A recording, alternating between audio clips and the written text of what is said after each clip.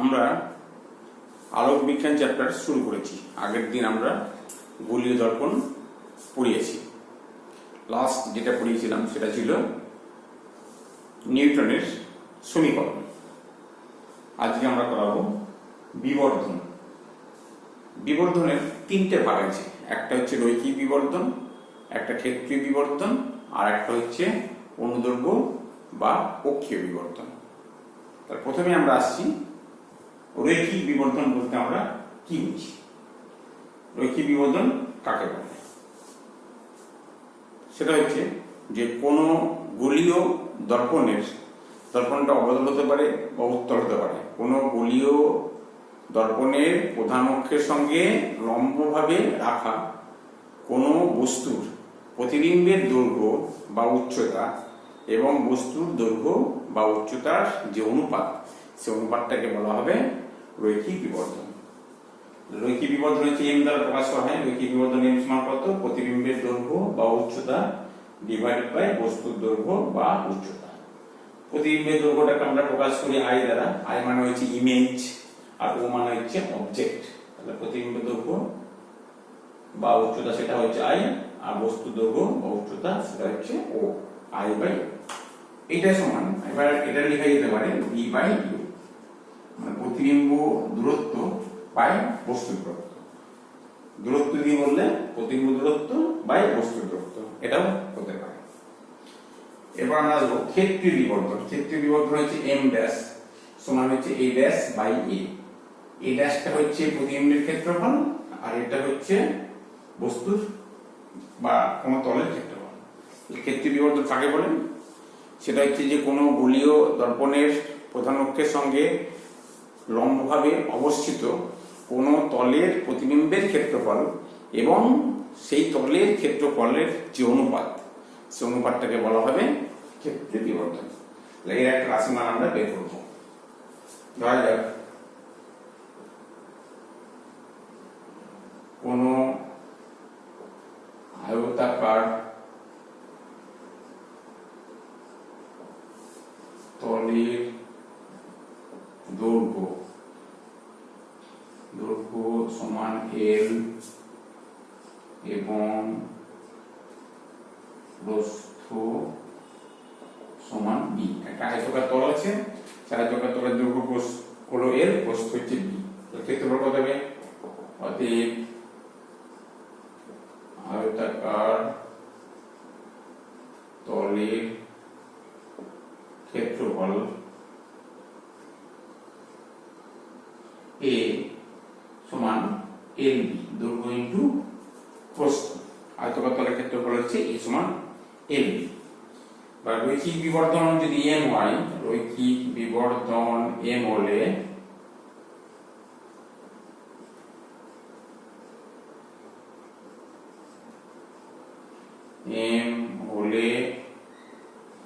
প্রতিবিম্বের দৈর্ঘ্য,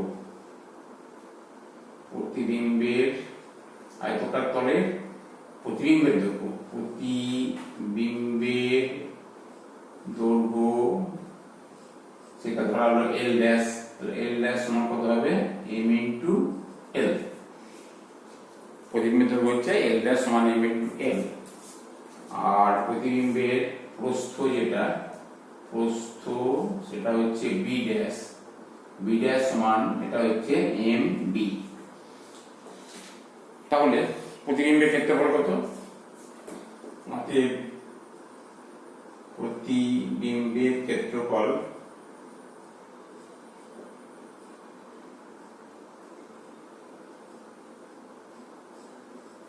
হচ্ছে a dash সমান প্রতিবিম্বের দৈর্ঘ্য হচ্ছে এল ড্যাশ ইন্টু বি ড্যাশ সমান হবে এটা হচ্ছে M A square L B, और a dash equals to m square lb। lb হচ্ছে a, তাহলে এটা হচ্ছে m square into এটা হচ্ছে a। তাহলে ক্ষেত্রীয় বিবর্ধনের ফর্মুলা কত? ক্ষেত্রীয় বিবর্ধন হচ্ছে m dash সমান a dash by a, और a dash by a এটা কত হবে? a dash by a করলে এটা হচ্ছে m square। তাহলে কি না হলো? ক্ষেত্রীয় বিবর্ধন এম ড্যাশ, অতএব M dash equals to A dash by A dash মানে এ মানে হচ্ছে এম স্কয়ার। তার মানে ক্ষেত্রীয় বিবর্ধনটা হচ্ছে রৈখিক বিবর্ধনের স্কয়ার। তাহলে আমরা এভাবে একটা ক্ষেত্রীয় বিবর্ধনের রাশিমালা আমরা বের করলাম। এরপর আমরা যাব অনুদৈর্ঘ্য বা অক্ষীয় বিবর্ধন কাকে বলে।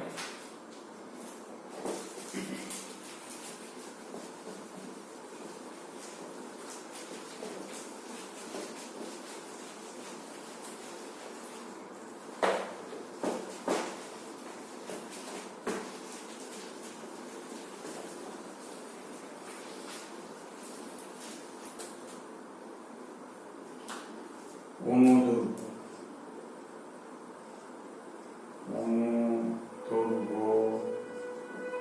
বা এটা হচ্ছে অক্ষীয় বিবর্ধন।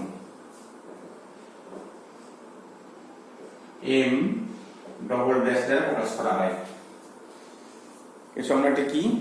কোনো গুলি দর্পণের প্রধান অক্ষ বরাবর রাখা কোনো বস্তুর প্রতিবিম্বের দৈর্ঘ্য বা উচ্চতা এবং বস্তুর দৈর্ঘ্য বা উচ্চতার অনুপাতকে অনুদৈর্ঘ্য বিবর্ধন বা অক্ষীয় বিবর্ধন বলা হয়। এটা ফর্মুলা হচ্ছে এম ডবল ড্যাশ সমান হচ্ছে এটা ডিভি ডিইউ, ডিভি ডিইউ। গোলীয় দর্পণের যে সমীকরণ আমরা পেয়েছিলাম সেটা কত? গোলীয় দর্পণের সমীকরণ হলো 1/v প্লাস 1/u সমান হচ্ছে 1/f। এটা আমরা জানি, এই সমীকরণটা আমরা তৈরি করেছি। এবার কি করবো? উভয় পক্ষকে ইউ এর সাপেক্ষে অবকলন করব। উভয় পক্ষকে ইউ এর সাপেক্ষে অবকলন ডেরিভেটিভ করব। অবকলন করে পাই কত হবে? 1/v, এটা হবে মাইনাস 1/v স্কয়ার ইন্টু এটা হবে dv du, dv du minus এটা হবে 1/u স্কয়ার। একটা হচ্ছে কনস্ট্যান্ট, এটা 0 হয়ে যাবে, এটা 0 और minus 1/v square into dv du equals to এটা হচ্ছে 1/u স্কয়ার और ডিভি ডিইউ কত? ডিভি ডিইউ সমান এটা চলে গেল মাইনাসটা, এটা হচ্ছে minus v square by u square. এবার v বাই u মানে m হয়, তার মানে এটা হচ্ছে মাইনাস m স্কয়ার। তাহলে অনুদৈর্ঘ্য বিবর্ধন কত? অনুদৈর্ঘ্য বিবর্ধন হচ্ছে m ডবল ড্যাশ, তাহলে m ডবল ড্যাশ সমান এটা হচ্ছে minus m square. Dv du m double dash সমান ডিভি ডিইউ, সেটা কত?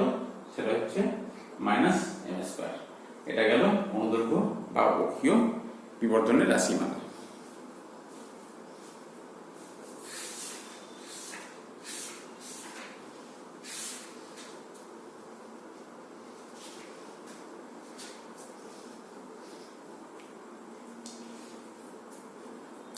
এরপরে আমরা আসবো গিয়ে দর্পণ চেনার পদ্ধতি। আমরা এখানে দুই প্রকার দর্পণ সম্পর্কে জানলাম, একটা হচ্ছে অবতল দর্পণ, একটা উত্তল দর্পণ। এছাড়া আমরা আরেকটা দর্পণের কথা জানি, সেটা হচ্ছে সমতল দর্পণ, যেটা আমরা বাড়িতে ব্যবহার করি। তিনটে দর্পণ আছে, সমতল, অবতল, উত্তল। বা এই তিনটে দর্পণকে আমরা কিভাবে আইডেন্টিফাই করবো, শনাক্তকরণ কিভাবে করবো? তা আমরা জানি যে সমতল দর্পণের খুব কাছে একটা বস্তুকে রাখলে বস্তুর সমান সাইজের সমশিষ্ট অসৎ বিম্ব তৈরি হয়। অবতল দর্পণের খুব কাছে বস্তু রাখলে সমশিষ্ট এবং বড় প্রতিবিম্ব তৈরি হয়। উত্তল দর্পণের খুব কাছে বস্তু রাখলে সমশিষ্ট এবং আকারে ছোট প্রতিবিম্ব পাওয়া যায়। তাহলে একটা বস্তুকে আমরা দর্পণের খুব কাছে রেখে দেখব, যদি সমান আকারে প্রতিবিম্ব তৈরি হয় তাহলে জানবো দর্পণটি সমতল। আর যদি দেখা যায় যে প্রতিবিম্বটা বস্তুর চেয়ে আকারে বড়, তাহলে দর্পণটি হবে অবতল। আর প্রতিবিম্ব যদি বস্তুর চেয়ে আকারে ছোট হয় তাহলে দর্পণটি হবে উত্তল। এভাবে আমরা দর্পণকে আইডেন্টিফাই করতে পারব।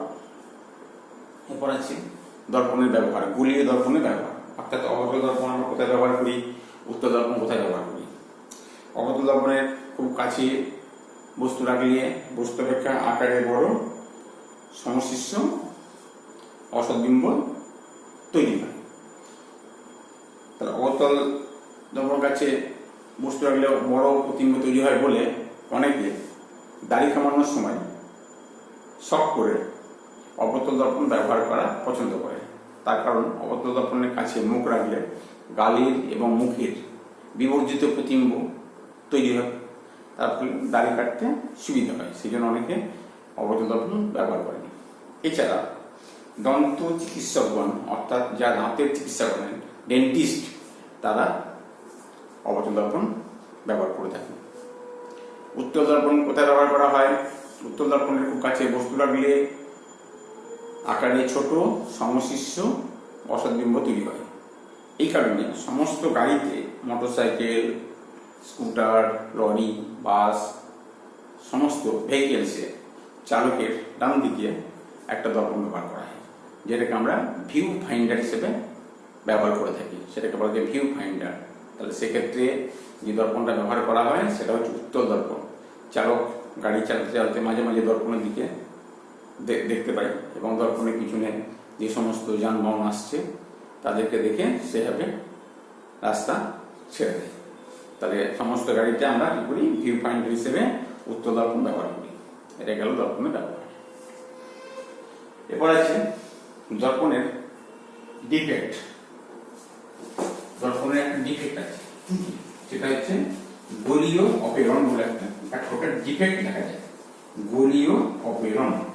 সেটা আর গোলীয় অপেরণটাকে আমরা কিভাবে দূর করবো, প্রথমে দেখবো আমরা গোলীয় অপেরণ অর্থাৎ স্ফেরিক্যাল অ্যাবারেশন বলা হয়, এটাকে বলা হচ্ছে স্ফেরিক্যাল অ্যাবারেশন।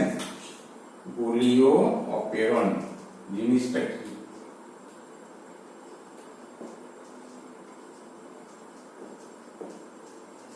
স্ফেরিক্যাল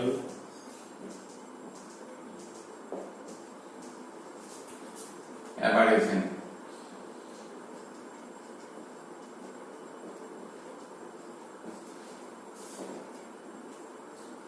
একটা অবতল দর্পণ নেওয়া হলো, এটা হচ্ছে অবতল দর্পণের প্রধান অক্ষ।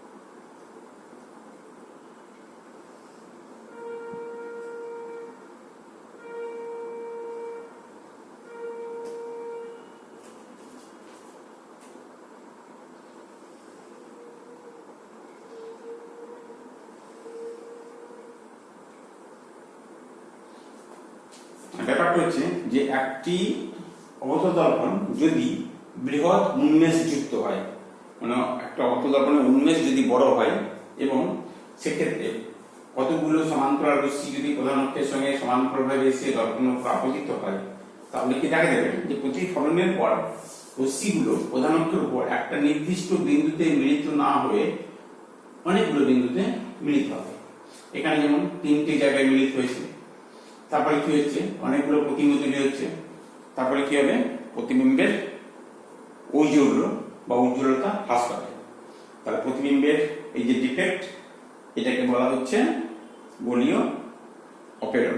বৃহৎ উন্মেষযুক্ত অবতল দর্পণের ক্ষেত্রে কতগুলো সমান্তরাল রশ্মি প্রধান অক্ষের সঙ্গে সমান্তরালভাবে এসে আপতিত হলে দেখা যাবে যে প্রতিফলনের পর রশ্মিগুলো একটা নির্দিষ্ট বিন্দুতে মিলিত না হয়ে প্রধান অক্ষের উপর অনেকগুলো বিন্দুতে মিলিত হবে, তার ফলে অনেকগুলো প্রতিবিম্ব তৈরি হবে এবং প্রতিবিম্ব অস্পষ্ট হবে।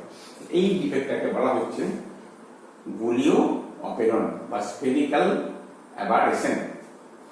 এবার এই ডিফেক্টটাকে আমরা কি করে দূর করব? স্ফেরিক্যাল অ্যাবারেশন দূর করার পদ্ধতি হলো আমাকে ব্যবহার করতে হবে অধিবৃত্তীয় দর্পণ।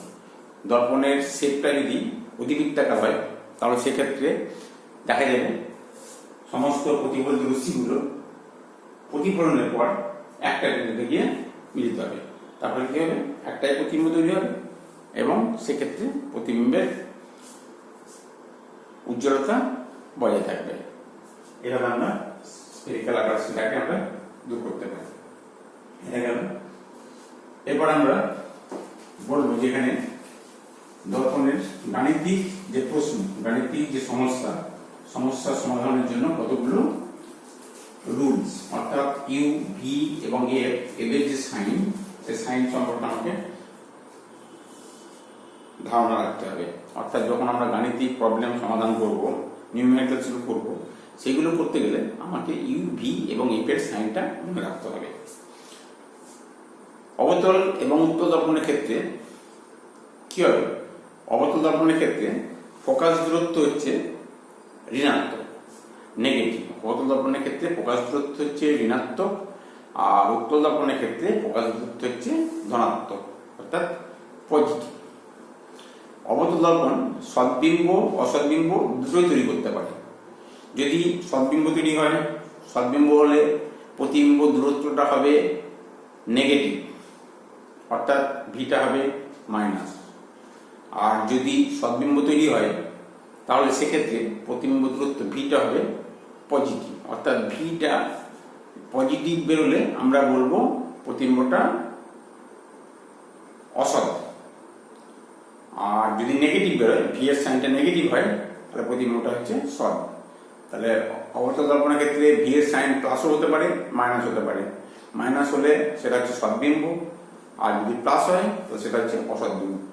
আর উত্তল দর্পণ শুধুমাত্র অসদ্বিম্ব তৈরি করে, উত্তল দর্পণ কখনো সদ্বিম্ব তৈরি করতে পারে না। সুতরাং উত্তল দর্পণের ক্ষেত্রে ভি এর সাইনটা অলওয়েজ হবে পজিটিভ। তাহলে এইগুলো মাথায় রাখতে হবে। আমি এখানে একটা ছোট্ট প্রবলেম করে দেখাবো।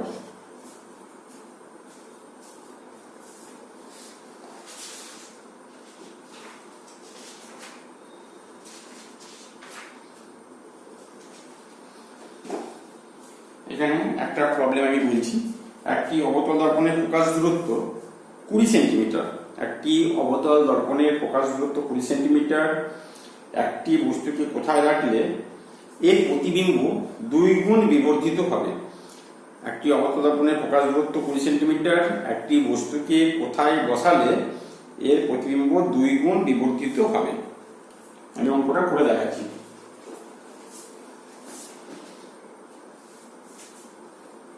অঙ্কটা আমি লিখি বোর্ডে। একটি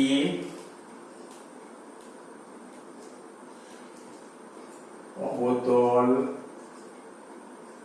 দর্পণের ফোকাস দূরত্ব বলে দিয়েছি, ফোকাস দূরত্ব 20 সেন্টিমিটার। একটি বস্তুকে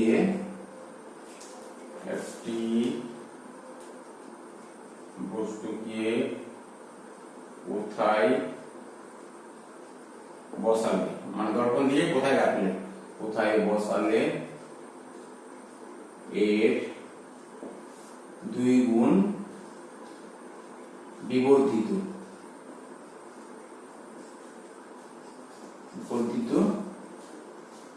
প্রতিবিম্ব পাওয়া যাবে। এটা হচ্ছে প্রবলেম।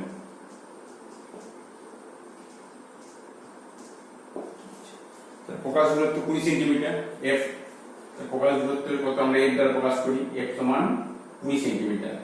অবতল দর্পণের ক্ষেত্রে কি হয়? ফোকাস দূরত্ব মাইনাস, এফ সমান হচ্ছে -20 সেন্টিমিটার। 2 গুণ বিবর্ধিত করেছে, তাহলে বিবর্ধন বিবর্ধন m সমান যেটা হয় v/u, সেটা হচ্ছে 2 আর v সমান কত 2u। এবার 2 গুণ বিবর্ধিত, সে বিবর্ধিত প্রতিবিম্বটা সদও হতে পারে অসদ হতে পারে, অর্থাৎ আমরা একবার ভিটাকে পজিটিভ ধরবো আর একবার ভিটাকে মাইনাস ধরবো। তো ইউ এর এক্ষেত্রে দুটো মান পাওয়া যাবে, তাহলে ভি সমান হচ্ছে 2u। এবার পরিকল্পনা যে সাধারণ সমীকরণ সেটা হচ্ছে 1/v প্লাস 1/u সমান হচ্ছে 1/f থেকে পাচ্ছি আমরা। তাহলে ভি এর জায়গায় প্রথমে প্লাসই ধরলাম, তাহলে 1/v মানে 1/2u হলো, আর ইউটা আমরা বের করবো, ইউ এর সাইন ধরবো না, তাহলে 1/u থাকলো, আর এটা হচ্ছে 1/, এটা হচ্ছে 2। তো কত হলো, এটা 2u লসাগু হলো, এটা 1 প্লাস 2 সমান মাইনাস 1/20 আর 2u সমান কত, এটা 3 আর 20 60 মাইনাস 60, তাহলে u সমান কত 30। তাহলে একটা দূরত্ব হচ্ছে 30 সেন্টিমিটার। v সমান আমরা এখানে প্লাস ধরলাম, অর্থাৎ v প্লাস মানে হচ্ছে এটা হচ্ছে অসৎ বিন্দু। আরেকবার এটা হতে পারে ভিটা মাইনাস ধরে 1/v প্লাস 1/u সমান 1/f করলাম, আর v এর জায়গায় মাইনাস 1/2u আর প্লাস এটা 1/u সমান মাইনাস 1/, এটা 20। এটা 2u লসাগু হলো, এটা minus 1 plus 2 equals to minus 1/20, এটা 1/2u ইকুয়ালস টু মাইনাস 1/20। তাহলে 2u সমান হচ্ছে মাইনাস 20, তাহলে u সমান কত মাইনাস 10। আমরা দুটো অ্যান্সার হতে পারে 30 অথবা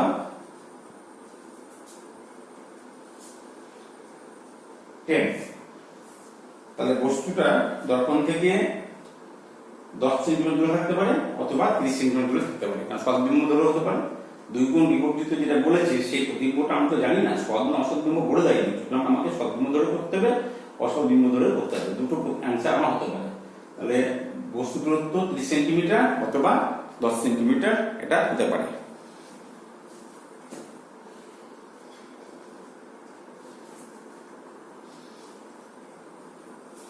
তাহলে এই হচ্ছে প্রবলেমটা, একটা প্রবলেম করে দেখালাম, বাকিগুলো তোমরা বাড়িতে করবে। এরপরে আমরা আসছি পরের চ্যাপ্টার শুরু করছি, একটু শুরু করি। সেটা এতক্ষণ আমরা করলাম প্রতিফলন, এবার আসবো আমরা প্রতিসরণ চ্যাপ্টারটা আসবো। প্রতিসরণ কাকে বলে?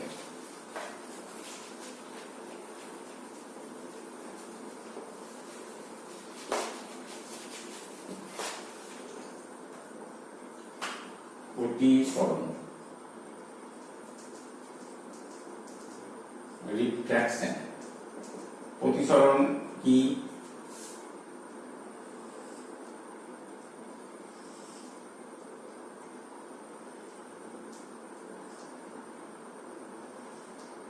আলোক রশ্মি আমরা জানি যে স্বচ্ছ সমসত্ব মাধ্যমের মধ্য দিয়ে সরলরেখায় গমন করে। এবার স্বচ্ছ সমসত্ব মাধ্যমের মধ্য দিয়ে সরলরেখায় যেতে যেতে যখন আলোক রশ্মি ভিন্ন ঘনত্বের অপর কোনো মাধ্যমে প্রবেশ করে তখন আলোক রশ্মির গতির অভিমুখের একটা পরিবর্তন ধরা পড়ে। আলোক রশ্মির গতির অভিমুখের এই যে পরিবর্তন, এই পরিবর্তনটাকে বলা হচ্ছে আলোর প্রতিসরণ। এখানে একটা মাধ্যম, এটা হচ্ছে দুই মাধ্যমের বিভেদন, এটা হচ্ছে অভিলম্ব, উপরে একটা মাধ্যম আছে নিচে একটা মাধ্যম আছে, একটা আলোক রশ্মি এখানে এ ও বিন্দু দিশা আপতিত হলো দুই মাধ্যমের বিভেদনের উপর এবং অভিপথে এটা প্রতিষ্ঠিত হলো। এক্ষেত্রে এ ও হচ্ছে আপতিত রশ্মি, ওবি হচ্ছে প্রতিষ্ঠিত রশ্মি। আপতিত রশ্মি অভিলম্বের সঙ্গে যে কোণ করে, যে কোণ তৈরি করে সেই কোণটাকে বলা হচ্ছে আপতন কোণ। প্রতিষ্ঠিত রশ্মি অভিলম্বের সঙ্গে যে কোণ তৈরি করে সেই কোণটাকে বলা হচ্ছে প্রতিসরণ কোণ। এটা হচ্ছে অভিলম্ব, এন ও এন ড্যাশ, এন ও এন ড্যাশ হচ্ছে অভিলম্ব। আর এক্স ওয়াই এটা হচ্ছে বিভেদ তল। তাহলে এ ও আপতিত রশ্মি, ও বি হচ্ছে প্রতিষ্ঠিত রশ্মি, কোণ এ ও এন এটা হচ্ছে আপতন কোণ আই, কোণ বি ও এন ড্যাশ এটা হচ্ছে আর, এটাকে বলা হচ্ছে প্রতিসরণ কোণ, আর এন ও এন ড্যাশ হচ্ছে অভিলম্ব। এরপর আমরা আসবো প্রতিসরণের সূত্র। দুটো সূত্র আছে প্রতিফলনের মতো। প্রতিসরণের সূত্র, প্রথম সূত্রটা কি? প্রথম সূত্র হচ্ছে আপতিত রশ্মি এ ও প্রতিষ্ঠিত রশ্মি ও বি এবং আপতন বিন্দুতে দুই মাধ্যমে বিভেদ তলের উপর অঙ্কিত অভিলম্ব এন ও এন ড্যাশ এরা একই সমতলে অবস্থান করে। দ্বিতীয় সূত্র হচ্ছে দুটি নির্দিষ্ট মাধ্যম এবং একটি নির্দিষ্ট বর্ণের আলোক রশ্মির ক্ষেত্রে আপতন কোণের সাইন মানে সাইন আয় বা প্রতিসরণ কোণের যে সাইন, আপতন কোণের সাইন এবং প্রতিসরণ কোণের যে সাইন নেওয়া হয় সেই অনুপাতটা একটা ধ্রুবক হয়। সেই ধ্রুবকটাকে আমরা মিউ দ্বারা প্রকাশ করি। মিউটাকে বলা হচ্ছে ধ্রুবক। এর নাম কি? এর নাম হচ্ছে প্রতিসরাঙ্ক। মিউটাকে আমরা প্রতিসরাঙ্ক বলি, প্রতিসরাঙ্ক। তাহলে দুটি নির্দিষ্ট মাধ্যম এবং একটি নির্দিষ্ট বর্ণের আলোক রশ্মির ক্ষেত্রে আপতন কোণের সাইন এবং প্রতিসরণ কোণের সাইন অনুপাত সর্বদা ধ্রুবক হয়। সেই ধ্রুবকটিকে আমরা মিউ দ্বারা প্রকাশ করি। আর এই সূত্রটাকে বলা হচ্ছে স্নেলের সূত্র, স্নেলস ল। কেন? বিজ্ঞানী স্নেল এই সূত্রটা তৈরি করেছিলেন, সেজন্য ওনার নাম অনুসারে এটাকে বলা হচ্ছে স্নেলের সূত্র। এটা গেল 2 নম্বর সূত্র। 1 নম্বর বললাম, এটা 2 নম্বর। তাহলে অটোমেটিক আমরা একটা নতুন একটা রাশি পেলাম, প্রতিসরাঙ্ক। প্রতিসরাঙ্ক কাকে বলে সেটা আমরা জানতে হবে। প্রতিসরাঙ্ক কি? যে আলোক রশ্মি একটা মাধ্যম থেকে অপর কোনো মাধ্যমে প্রতিষ্ঠিত হলে প্রথম মাধ্যমে আপতন কোণের সাইন এবং দ্বিতীয় মাধ্যমে প্রতিসরণ কোণের সাইনের যে অনুপাত, সেই অনুপাতটাকে বলা হচ্ছে প্রতিসরাঙ্ক। আর প্রতিসরাঙ্কের মান দুটি বিষয়ের উপর নির্ভর করে, মাধ্যম দ্বয়ের প্রকৃতি এবং ব্যবহৃত আলোর বর্ণের উপর নির্ভর করে। এক্ষেত্রে যে ছবিটা দেখানো হচ্ছে সেখানে দেখা যাচ্ছে যে প্রতিষ্ঠিত রশ্মিটা অভিলম্বের দিকে ঘেঁষে গেছে, অর্থাৎ আপতন কোণের চেয়ে প্রতিসরণ কোণটা ছোট।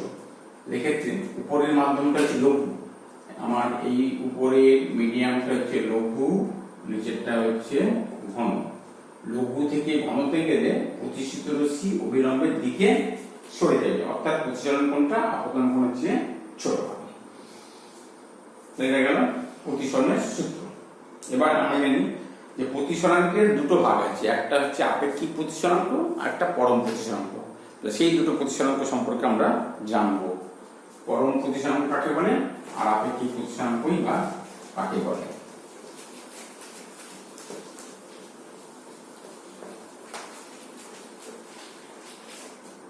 প্রতিসরাঙ্কের দুটো ভাগ, একটা পরম প্রতিসরাঙ্ক। 1 নম্বর হচ্ছে পরম প্রতিসরাঙ্ক মিউ। সেটা কি? যখন কোনো আলোক রশ্মি শূন্য মাধ্যম থেকে এসে অন্য কোনো মাধ্যমে প্রতিষ্ঠিত হবে তখন আপতন কোণের সাইন এবং প্রতিসরণ কোণের সাইনের যে অনুপাত, সেই অনুপাতটাকে বলা হবে পরম প্রতিসরাঙ্ক। 2 নম্বর হচ্ছে আপেক্ষিক প্রতিসরাঙ্ক।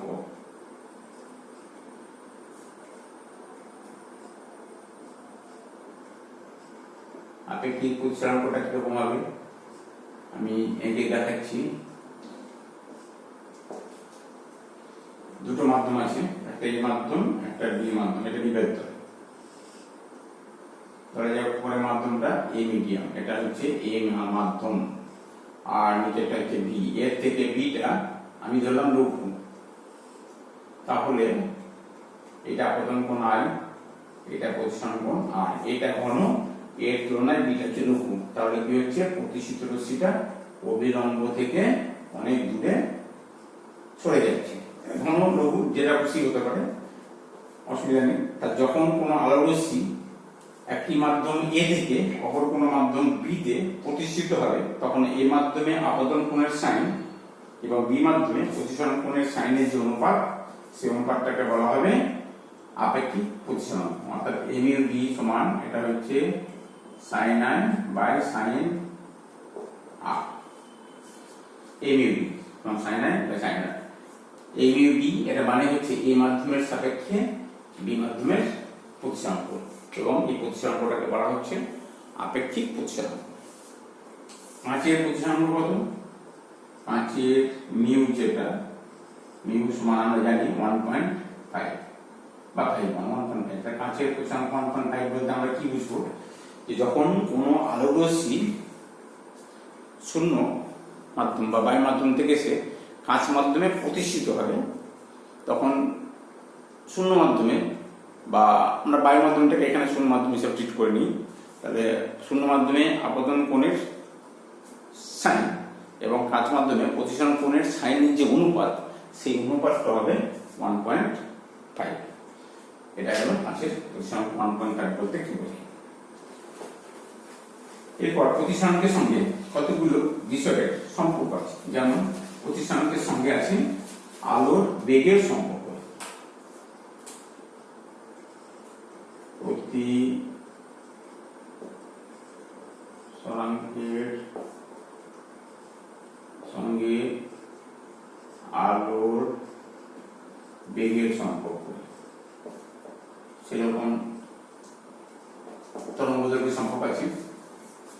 কোন মাধ্যমের পরম প্রতিসরাঙ্ক মিউ বলে, মিউ সমান এটা হচ্ছে সি বাই ভি। কোন মাধ্যমের পরম প্রতিসরাঙ্ক যদি মিউ হয়, তাহলে মিউ সমান হবে সি বাই ভি। সেটা কি? শূন্য মাধ্যম আলোর বেগ। সেটা হচ্ছে, এটা হচ্ছে শূন্য মাধ্যমে আলোর বেগ, আর ভিটা হচ্ছে আমরা যে মাধ্যমটা নিচ্ছি সেই মাধ্যমে আলোর বেগ। এটা হচ্ছে ভিটা হচ্ছে মাধ্যমে আলোর বেগ। এই মাধ্যমের সাপেক্ষে বি মাধ্যমের আপেক্ষিক প্রতিসরাঙ্ক এ মিউ বি, এটা হলে এ মিউ বি সমান কত হবে? বি সাপেক্ষে এ বাই বি সাপেক্ষে বি। অর্থাৎ এ মাধ্যমে আলোর বেগ ভি, এটা হচ্ছে এ মাধ্যমে আলোর বেগ ডিভাইডেড বাই যেটা হচ্ছে বি মাধ্যমে আলোর বেগ। এটা গেল প্রতিসরাঙ্কের সঙ্গে আলোর বেগের সম্পর্ক। এরপর আমরা আসছি প্রতিসরাঙ্কের সঙ্গে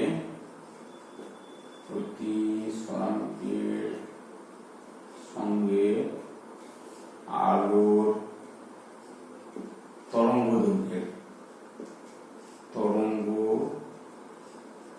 দৈর্ঘ্য, যেটাকে আমরা ল্যামডা দ্বারা প্রকাশ করি। প্রতিসরাঙ্কের সঙ্গে আলোর তরঙ্গ দৈর্ঘ্যের সম্পর্ক,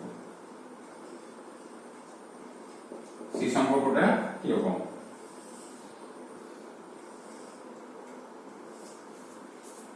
এটা সম্পর্ক আছে মিউ সমান, এটা হচ্ছে a plus B by lambda square. এক্ষেত্রে মিউটা হচ্ছে প্রতিসরাঙ্ক, ল্যামডা হচ্ছে আলো তরঙ্গ দৈর্ঘ্য। a আর b হচ্ছে দুটো ধ্রুবক, এক্ষেত্রে a কমা b এটা হচ্ছে ধ্রুবক। এই সম্পর্কটা তৈরি করেছিলেন বিজ্ঞানী কসি, সেই জন্য এটাকে বলা হচ্ছে কসির সম্পর্ক। ও তারপর সি কসির সম্পর্ক, বিজ্ঞানী কসি এই সম্পর্কটা, এই রিলেশনটা তৈরি করেছেন, যার জন্য ওনার নাম অনুসারে এটাকে বলা হচ্ছে কসির সম্পর্ক, কসির রিলেশন। এখানে একটা গ্রাফ পাওয়া যায়, মিউ ভার্সেস ল্যামডা, আমরা এটাকে গ্রাফ প্লট করি।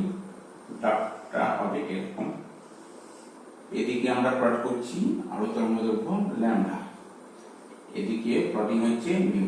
গ্রাফটা হবে এরকম, অর্থাৎ ল্যামডা বাড়বে, ল্যামডা বাড়ার সঙ্গে সঙ্গে মিউটা হ্রাস পাবে, কমবে, এরকম একটা গ্রাফ আমরা পাই।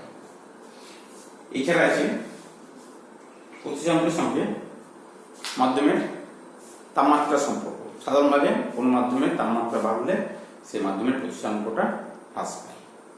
এইগুলো গেল প্রতিসরাঙ্কের সঙ্গে বিভিন্ন রাশির সম্পর্ক।